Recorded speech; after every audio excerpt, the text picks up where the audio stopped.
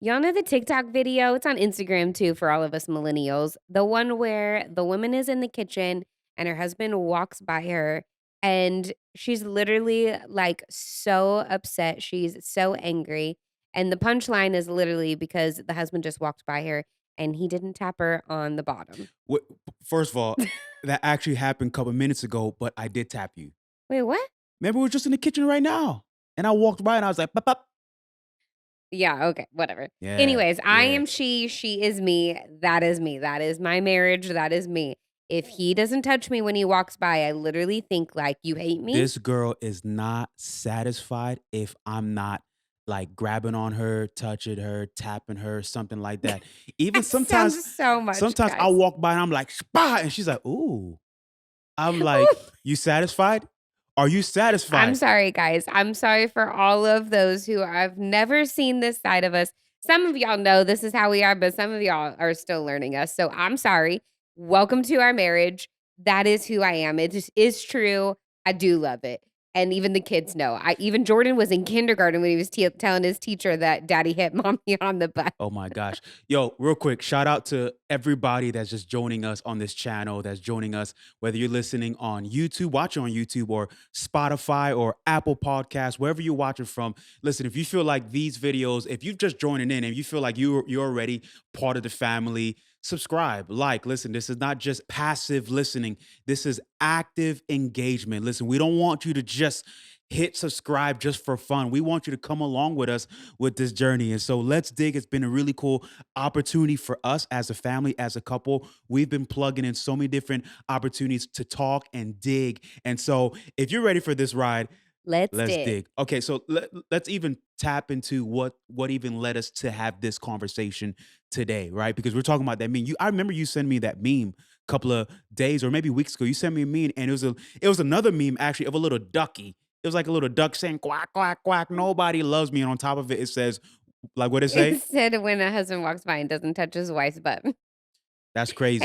And like the little duckling was like so sad and he said, "Nobody loves me." And you know what's wild, y'all, is I can spend my whole entire day focused and devoted to doing things for my wife, trying to please her, washing the cars, doing the house, cleaning, vacuuming, picking up the kids, doing their hair, taking them to school, do all these type of things. But sometimes what happens is at the end of the day, I'm just plugging, I'm feeling, I'm doing everything that I can all to find out that my wife's love tank was still empty, depleted. She was not satisfied. And honestly, we went through this whole topic is going to be about love languages. First of all, if you haven't picked up on this is about love languages. We've been married going on 14 years now, and we got plugged into love languages at the beginning at our premarital counseling. And we thought, Yeah. oh, bet we got it all figured out. Got it. Her love language, got it. We got it. And I speak this, I receive it like this.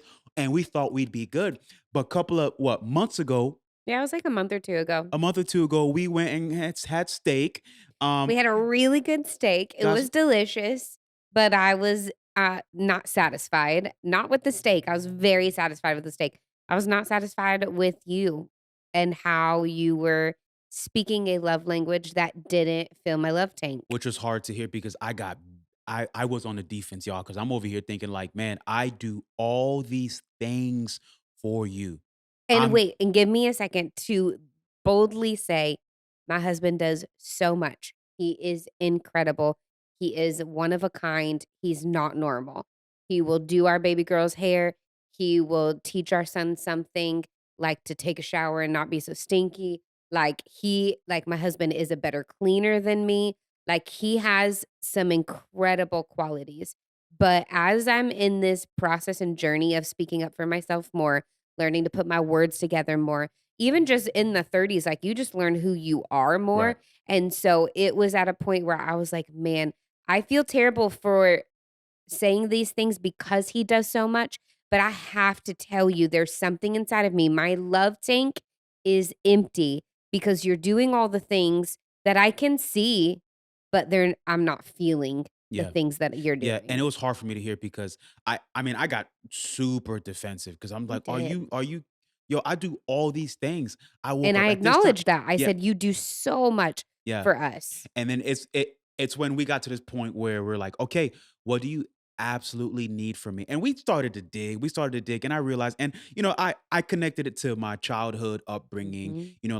like what I saw my dad do. My dad was an acts of service guy, so he would do things. He was a guy of gifts, so he would get things and things like that, And you right? became this husband of acts of service, but that was probably when we did that test years ago when we first got married, that was probably one of my lowest ones, Yeah. was acts of service. Yeah, yeah. And so you had just become this husband that spoke and kind of mimicked what your dad did as a Right. child, and I was like, "Hey, hello, like, remember who you're married to.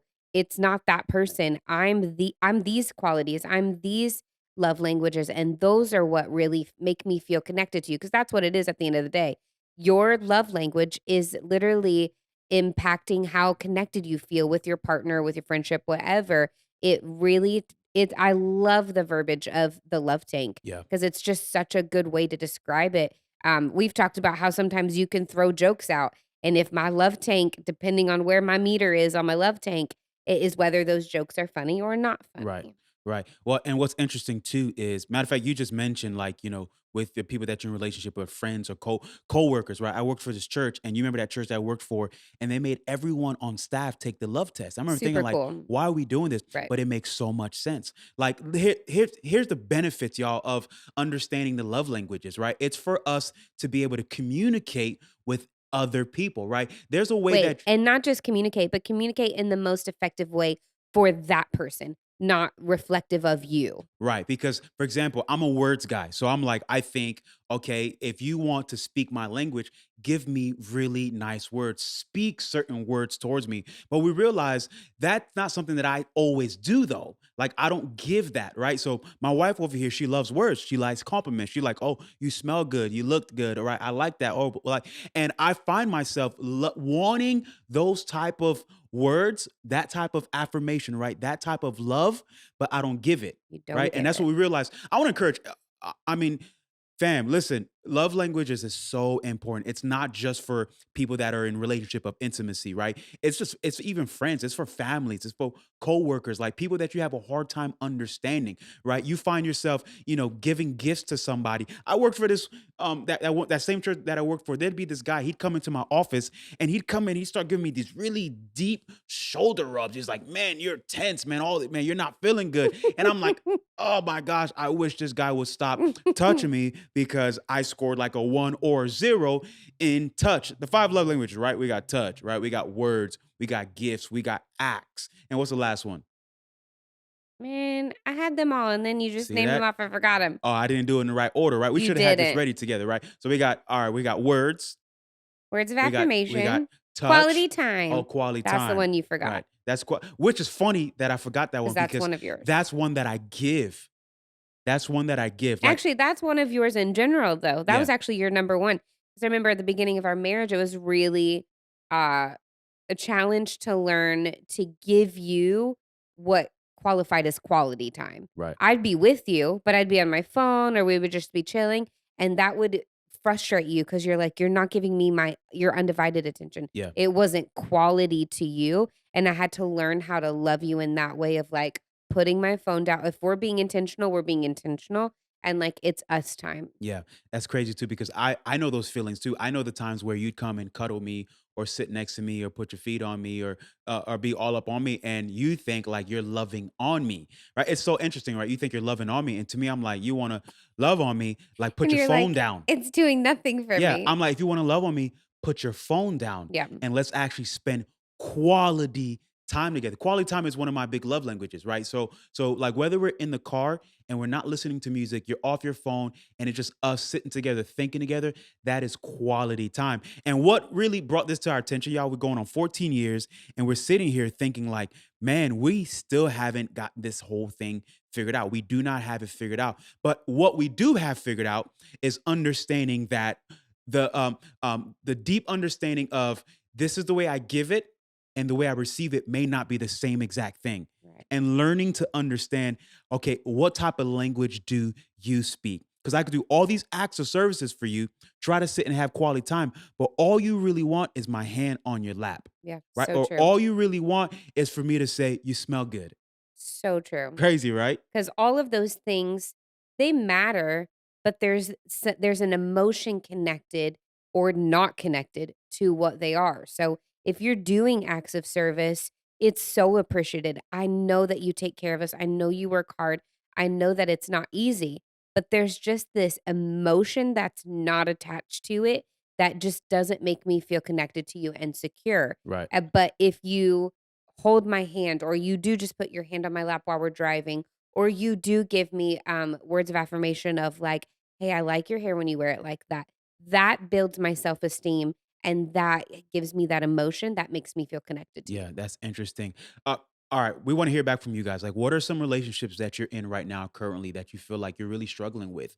Relationships, like whether it's with someone you're in a romantic relationship with, whether it's a sibling, a coworker, like a boss, an employee, someone that works under you. Like, you're probably figuring out, man, something is wrong with this person, or something is wrong with me. Sometimes it's as simple as you haven't figured out how to speak their language, I think right? it's so helpful too, like for coworkers. Yeah, Like if you're trying to connect maybe to your boss, maybe to one coworker that like you just don't like y'all are not on the same level, you're not getting along well. Like if you're really trying to go out of your way to get your boss's attention or that coworker that you don't really get along with, knowing their love language or knowing what really matters to them, that is a key component of how you can get favor with your boss. Like if straight up. they're a gift person, then okay, pick them up a $5 Starbucks card and you can get your boss's attention because you finally started speaking their language. That's why I love that last church that you did it at with your coworkers. At first it seemed weird because it's not love relationships, Right. but it found it so useful for the culture of those employees to know how to respect each other. Like that guy didn't realize you weren't a toucher and it was actually off-putting for you for someone to touch Yeah. you all the time. Yeah. And then for him to understand, "Ooh, my bad. I wasn't loving you. I wasn't speaking your language. I'll back off." Yeah. Well, speaking of touch, right? Because here I am saying like, actually, don't touch me. I'm good. And I married someone that only wants to be touched, like a Literally. poodle, right? You just want I to be like a golden retriever better. okay, golden retriever. Like you just. Oh, remember that dog that we had?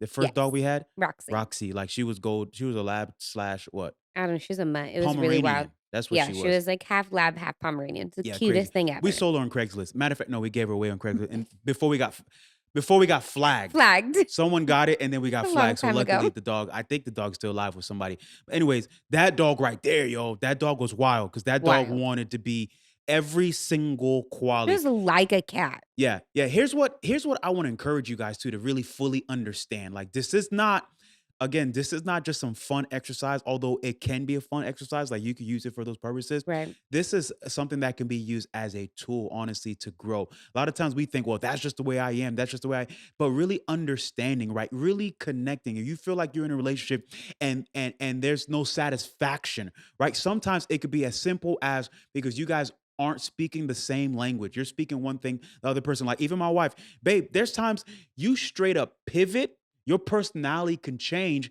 if your tank isn't full, right? You guys, I sometimes I think I'm funny, right? Sometimes I'll be making these jokes, right? And and Danilee would be like, "You're oh my gosh, you're such a jerk." And I'm sitting here thinking like, "Yo, I made this joke yesterday. You laughed at it." But here's what I realized. Her tank was not full. She was depleted. And when you're depleted, when you're empty, you act up. When your car is empty, it starts to act up, right? You better fill it I up, was right? not acting up. You're just But mean. what I'm saying is you change, your behaviors change. It's because I realize you're running on E. It's true. You're running on E. Listen, y'all, it's work for us. I get it sometimes to be able to satisfy someone else because you think, well, that's not on me, that's on them. Well, no, if we're in relationship with each other, right? If we're friends, if you and I are friends, right? And I realize that you enjoy quality time. Every time I come to you and ask you for something, right? I would fully understand if your behaviors start to shift, you start to pivot because you realize like, yo, every time P comes to me, he's asking for something. But if he would come to me with just good quality time to just sit down with you and be like, hey, what's up, man? You doing all right? All right. Hey, man, I have a guy the other day. I called him and he's like, yo, Pierre, what's up, man? What's the honor for today? Like, what's up? What are you thinking? Like, like what honor do I owe you? And I was just like, nah, man, I was just thinking about you. You're on my mind and just checking on you. And he's like, what? Bro, that's crazy, man. Thank you. And he's going through a lot of stuff. He's in dialysis. He's going through a lot of different things with his health. And just the fact that I called him just to have a good quality conversation. I wasn't like, hey man, here's all right, man, here's why I called you. There was none of that. The reason why I called you was just quality time. I was filling up his tank. I just found out he just got out of dialysis that morning. I didn't know that. I was just more just checking in on him, Right. filling up his tank, which by nature I give quality time to at the same time. And so I'm learning to understand like sometimes that those are easy, but really understanding to speak your language when your tank is full. Happy wife, happy life, right? They always say that. But I understand that when your tank is full and you're in a good place, everyone around you gets a better Danny Lee. It's true.